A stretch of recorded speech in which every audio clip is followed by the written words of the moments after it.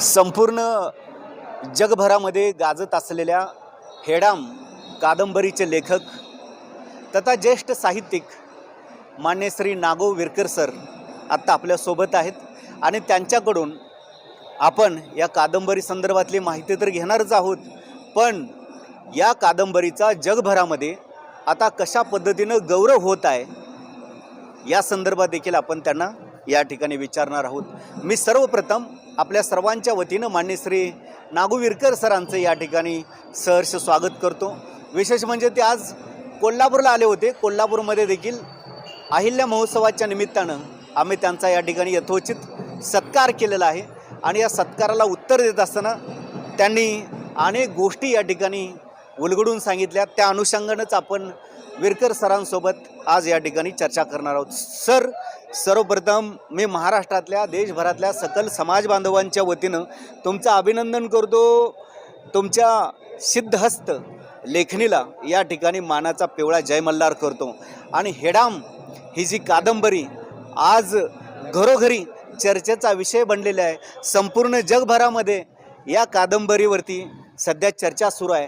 काय सांगाल, या कादंबरीची तुम्हाला कल्पना कशी सुचली, त्यामध्ये तुम्ही तुमचं स्वतःचं दुःख जे आहे ते चित्रित केलेलं आहे?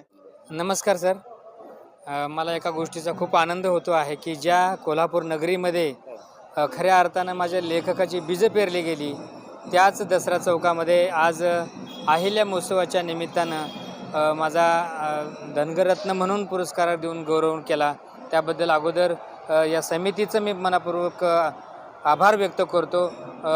विवेक कोकरे सर आणि त्यांचे सर्व टीम यांचं अभिनंदन करतो।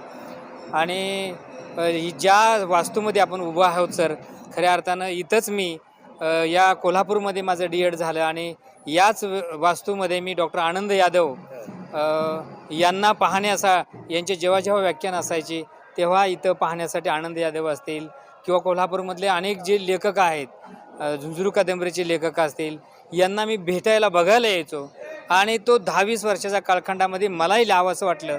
आणि D.Ed झाल्यानंतर या कोल्हापूर नगरीनेच खऱ्या अर्थानं मला खूप काही शिकवलं आहे। अनेक व्याख्यानं मी इथं ऐकली, अनेक साहित्यिकांना मी भेटू शकलो आणि त्या विश्वास पाटील साहेबांना इथंच मी भेटू शकलो।